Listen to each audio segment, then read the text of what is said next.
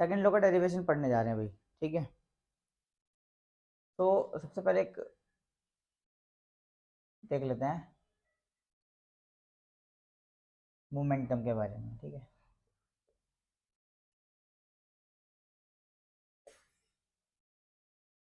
Second law से पहले हम पढ़ेंगे मोमेंटम, ठीक है। लिखते हैं मोमेंटम क्या है। It is the product of mass and velocity,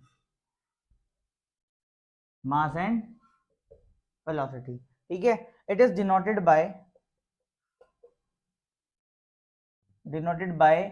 p, ठीक है, small p, and unit its unit is kg metre per second, ठीक है। Its unit is kg metre per second, ऐसा यूनिट भी बोल सकते हैं हम, ठीक है। Its SI unit is kg metre per second. यहाँ तक क्लियर है?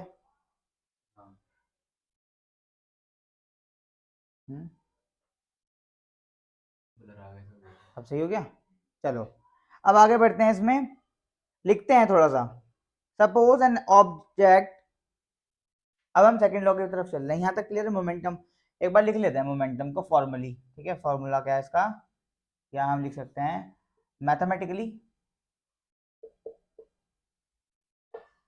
मैथमेटिकली एक्सप्रेस अगर करें मोमेंटम को, तो momentum is equal to mass into velocity. यहाँ तक क्लियर है? yes, चलो तो फिर अब आगे चलते हैं, न्यूटन के सेकंड लॉ को देखते हैं अब, ठीक है। क्या कैसे लिखवा दूं, इसे नोट कर लो कॉपी में, नोट करो। Suppose an object has mass m1, ठीक है। एक ऑब्जेक्ट का मास ले लिया हमने m1, ठीक है, and it is moving and is moving along a straight path,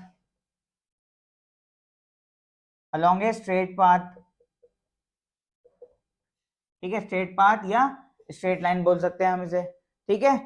with a velocity, with some velocity. भाई कुछ मूव कर रहा है तो कोई वेलोसिटी से तो मूव कर रहा होगा। With an initial velocity, with an initial velocity, क्या है भाई, with an initial velocity u, ठीक है। Suppose an object has mass m1 and it is moving along a straight path with an initial velocity u, ठीक है। यहां तक clear है? ठीक है, तो अब आगे बढ़ते हैं। इट इज यूनिफॉर्मली एक्सिलरेटेड, आगे बढ़ते हैं। ये जो ऑब्जेक्ट था, इट इज यूनिफॉर्मली एक्सिलरेटेड। अब यूनिफॉर्म एक्सिलरेटेड का मतलब क्या है? एक्सिलरेशन हो रहा है लेकिन एक यूनिफॉर्म वे में, ठीक है। मतलब यूनिफॉर्मली एक्सिलरेट हो रही है वेलोसिटी, धीरे धीरे ग्रेजुअली इंक्रीज हो रही है, ठीक है। तो इसमें आगे लिखते हैं अब, uniformly accelerated to velocity, uniform,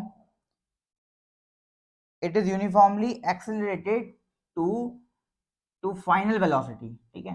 लिख देंगे to final velocity, that is v, ठीक है ना। u v में फर्क पता है ना, u initial, v for final velocity, ठीक है। नाउ अब ये सब घटना जो हुई, एक बॉडी, एक ऑब्जेक्ट है जिसका मास आपका m1 है, ठीक है, और वो मूव कर रहा है स्ट्रेट पाथ फॉलो करते हुए, इनिशियल वेलोसिटी उसकी u है, ठीक है। And it is accelerated uniformly accelerated to final velocity v, ठीक, इन टाइम, ये सारा काम हुआ टाइम t में, ठीक है। चलिए अब आगे देखते हैं इसमें।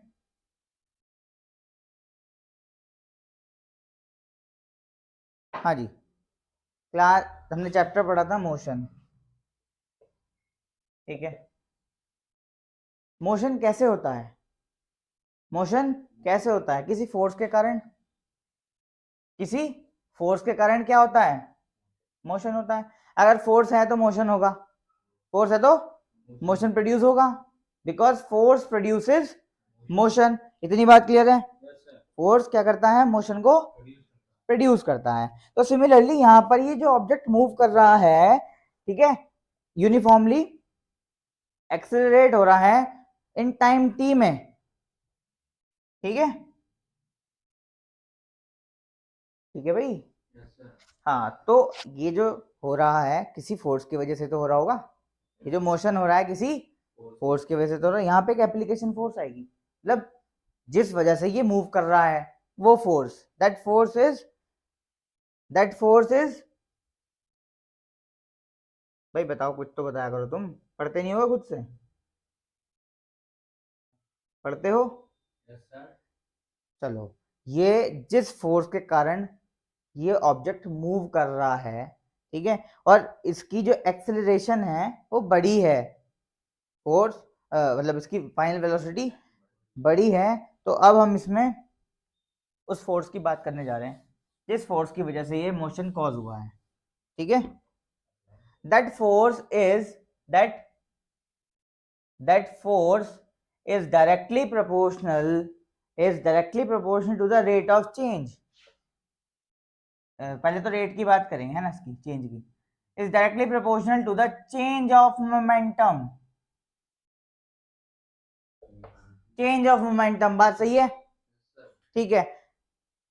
तो अब चेंज इन मोमेंटम क्या हुआ, पहले इसकी बात कर लेते हैं, ठीक है। एक्चुअली होता क्या है, मैं यहाँ पे पूरा ही लिखवा देता हूँ।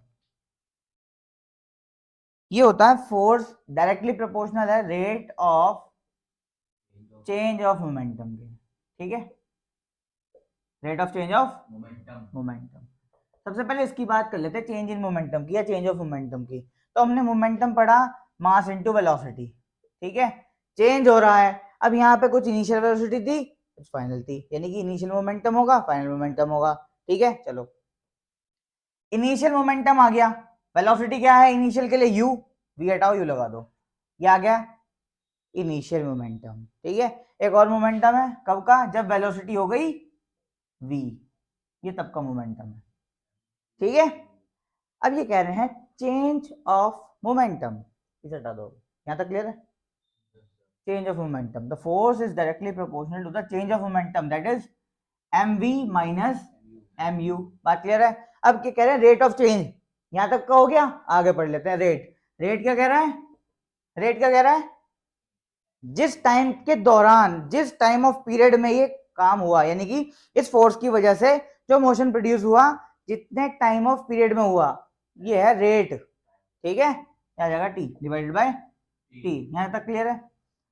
चलो, अब यहां से हम कॉमन ले लेते हैं, एम को ले लें कॉमन, ये था ना एम कॉमन, सॉरी यहाँ पे मास ऑब्जेक्ट का एम लिया था ना, ठीक है भाई, एम कॉमन आ गया, v minus you upon T, यहां तक क्लियर है?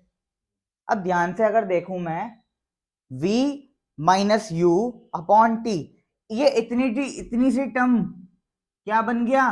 रेट, देखो टाइम किससे डिवाइड हो रहा है, तो rate of change of velocity, गधो वेलोसिटी लिखा है यहाँ, मोमेंटम ऊपर है, rate of change of velocity, यहां तक क्लियर है? तो ये rate of change of velocity कहते हैं, rate of change of velocity, समझ गए बेवकूफ लोगों? पढ़ भी लिया करो कभी, ठीक है। तो f is directly proportional to m, ये क्या है? ये छोटी सी चीज एक्सेलरेशन है, rate of change of velocity, ठीक है। इसकी जगह हमने ये पुट कर दिया, यहां तक बात क्लियर है? अब ये प्रोपोर्शनलिटी का साइन हटाते हैं, एक कांस्टेंट लगा देते हैं, और यहां आ जाएगा इक्वल का साइन, ठीक है। ये आ गया हमारा सेकंड लॉ, न्यूटन का सेकंड लॉ की इक्वेशन, ठीक है। Force is equals to K M A, when K is equal to 1, तब हम पढ़ते हैं f is equal to ma। यहां तक क्लियर है भाई बात?